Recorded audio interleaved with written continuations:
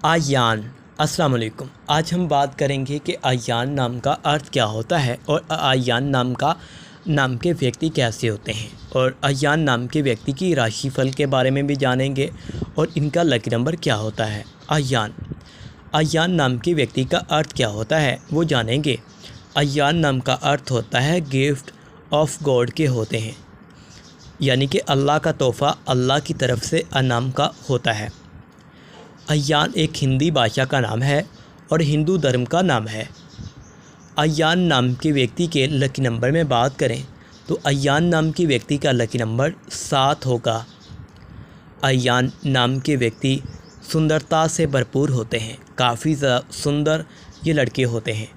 अय्यान नाम के व्यक्ति की राशि मेषा राशि होती है, यानी कि मेषा राशि से जुड़े लोग बहुत ही ज़्यादा सुंदरता से भरपूर होते हैं। तो इसलिए सब्सक्राइब करें नेम पॉइंट टीवी को।